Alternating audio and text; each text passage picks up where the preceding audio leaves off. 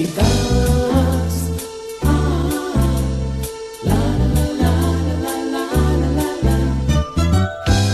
Saludos, apreciable estudiante del Instituto Bíblico del Aire. Reciba usted la más cordial bienvenida a este nuevo programa. Es un gran privilegio para nosotros compartir estas enseñanzas. Aquí todo listo para continuar con la serie sobre el Nuevo Testamento. Con usted, Alberto Ovalle.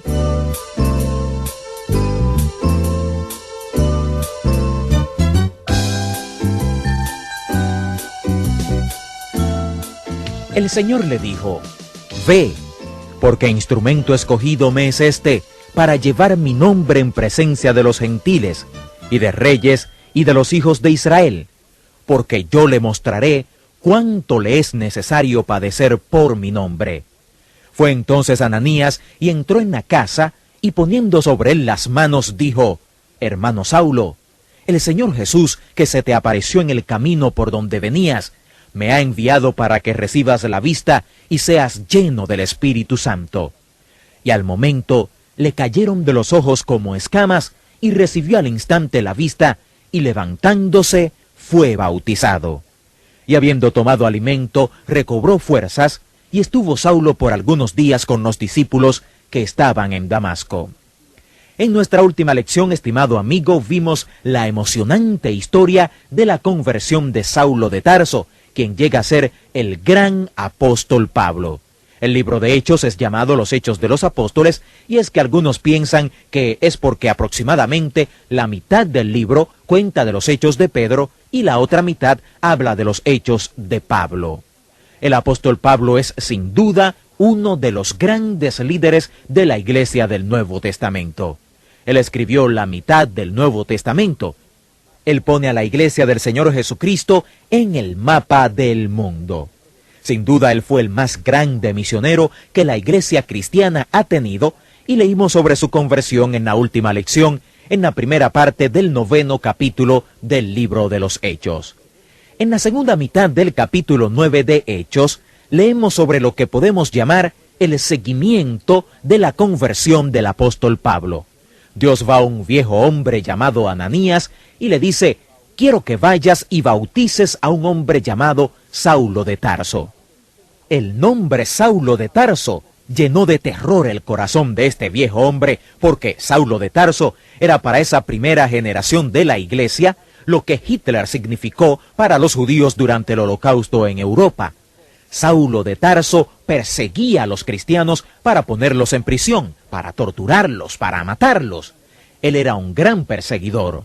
Así que, naturalmente, el hombre objeta. Él dice: Señor, he oído hablar de este hombre, las grandes cosas que le ha estado haciendo a tu pueblo, y he oído que quiere nuestro arresto. Pero Dios le dijo: estás equivocado, Ananías. Él es un instrumento escogido por mí, y tengo un gran plan para su vida. Esto es fascinante, estimado amigo. Dios desenrolla el rollo de la vida de Pablo. Le muestra al viejo Ananías su gran plan para la vida de Saulo de Tarso, quien llega a ser el apóstol Pablo, como hemos dicho. Él no hace lo mismo con Saulo de Tarso. Todo lo que le dice a Saulo es: levántate y ve a la ciudad de Damasco. Cuando Saulo hizo esa gran pregunta: Señor, ¿qué quieres que yo haga?, él solo obtuvo una respuesta: ve a Damasco. Y cuando llegues a Damasco, te daré nuevas instrucciones. La aplicación devocional de este acontecimiento es esta: Dios podría mostrarnos su completa voluntad para nuestras vidas si Él quisiera, pero generalmente Él no lo hace. Él solo nos da su voluntad un día a la vez, una instrucción cada vez. Dos de las más hermosas palabras en el libro de Hechos son las palabras dichas por Ananías cuando va a la casa donde Saulo está esperando por él. Sus palabras introductorias fueron: hermano Saulo. Y esto es hermoso. Hay un reto cronológico en la vida de Pablo el apóstol al reconstruir su vida cuando leemos la segunda parte del capítulo 9 del libro de los Hechos. Tal parece, según el recuento de Lucas de la conversión de Saulo de Tarso, quien luego llega a ser el apóstol Pablo, que tan pronto él se convierte, comienza a predicar en Damasco y en Jerusalén, predicando abiertamente el nombre de Jesucristo. Pero si usted conoce bien los escritos de Pablo, usted nota en el primer capítulo de Gálatas que el apóstol Pablo nos cuenta que él tuvo una experiencia que tiene que meterse en esta cronología en alguna parte. En el primer capítulo de Gálatas, el apóstol Pablo nos dice que él no es un apóstol de hombres ni por hombres, sino por Jesucristo. Y él nos dice que después de su conversión, él no tuvo contacto con carne ni sangre. Él no fue a Jerusalén a hablar con Pedro, con Santiago, con Juan, aquellos que eran apóstoles antes que él, sino que él nos dice que se fue a Arabia, al desierto de Arabia, y en el desierto de Arabia se encontró con el Cristo resucitado. Algunos estudiosos dicen que fueron 3 años, otros 4, algunos dicen que 14, por un extenso periodo de tiempo en los desiertos de Arabia. El apóstol Pablo dice que se encontró con Cristo Jesús. Y tal como Jesús, el Jesús histórico, discipuló a los 12 apóstoles que estuvieron con él desde su bautismo hasta su ascensión, él también discipuló a Saulo de Tarso, allí en los desiertos de Arabia. Esta es una gran afirmación que hace el apóstol Pablo. Y Gálatas capítulo 1 nos dice, después de contar la historia de su experiencia en el desierto de Arabia, no estoy mintiendo. Jesús hizo esto, hizo afirmaciones sobre sí mismo. Y después de conocer las afirmaciones de Jesús, uno podría decir que Jesucristo fue un mentiroso, un fraude, un lunático, o uno reconoce el hecho de que Él es el Señor del cielo y la tierra, que fue Emmanuel, Dios con nosotros, y se postra y le adora. Con este hombre Saulo de Tarso sucede más o menos lo mismo. Él nos dice en el primer capítulo de Gálatas, ¿soy un mentiroso o soy uno de los grandes milagros en el Nuevo Testamento? Es importante que usted decida si él es un mentiroso o un milagro, porque él escribió la mitad del Nuevo Testamento, y nosotros vamos a estudiar todo el Nuevo Testamento, y la mitad de estos libros fueron escritos por este hombre. Pablo tuvo muchas experiencias. Él tuvo una experiencia de conversión que causó, por supuesto, un profundo efecto en su vida. Tuvo la experiencia del desierto árabe que, por supuesto, afectó mucho su vida y especialmente sus enseñanzas y su ministerio de escritura. También tuvo una experiencia celestial, la cual él nos cuenta en 2 de Corintios, el capítulo 12. Él nos cuenta que fue llevado a este lugar celestial, al tercer cielo. Quizás fue apedreado y creído muerto en un lugar llamado Listra. Y allí, en este lugar llamado Listra, en espíritu o en cuerpo, lo que sea, subió hasta este lugar celestial. Tuvo una experiencia que influyó profundamente en su vida. Así que él fue un hombre de experiencias. Uno no puede explicar a este hombre, como hemos dicho, aparte de la palabra experiencia. Al estudiar la experiencia de conversión de Pablo, recuerde esto. Usted tiene que tomar en cuenta la cronología de esa historia de conversión. No solo la experiencia de conversión o la experiencia del camino a Damasco, sino su experiencia, por ejemplo, en el desierto árabe. Hechos capítulo 9, verso 26 dice, cuando llegó a Jerusalén, trataba de juntarse con los discípulos, pero todos le tenían miedo, no creyendo que fuese discípulo.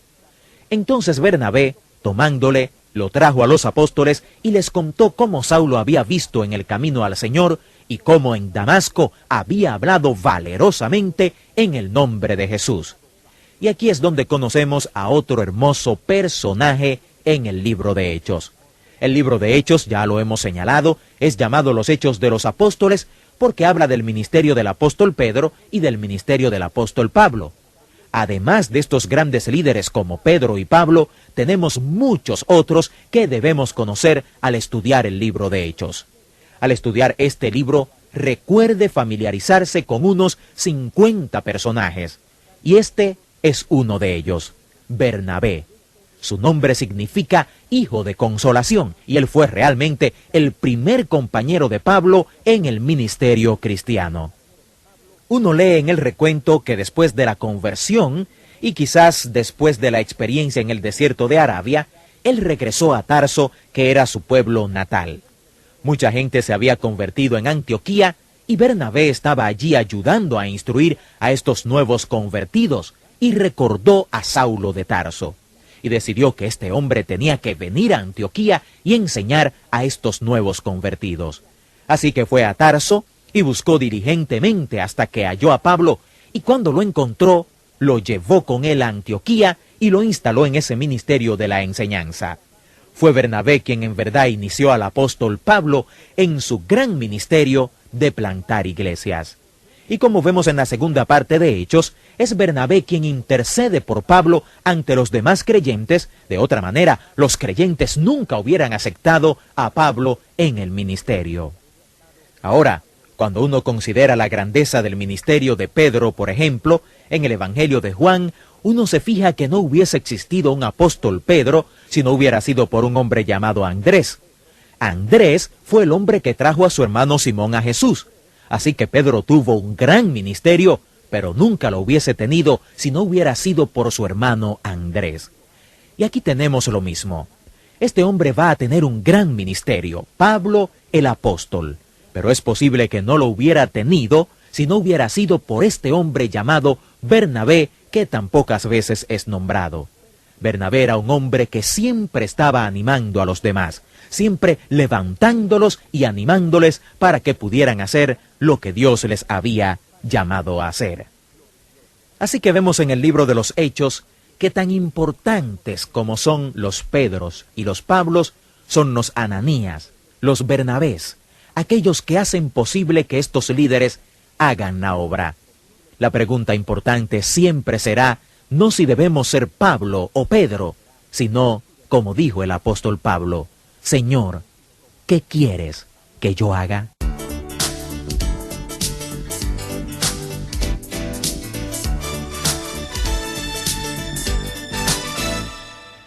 Así finaliza otra importante clase del Instituto Bíblico del Aire.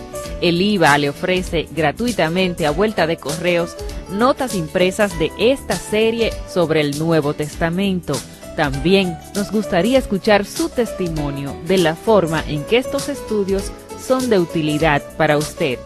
Escríbanos al Instituto Bíblico del Aire, apartado 2805, Miami, Florida, 33265, Estados Unidos, o al correo electrónico iba@transmundial.org. Que Dios le bendiga y hasta nuestra próxima clase. Instituto Bíblico del Aire, capacitando para el servicio eficaz.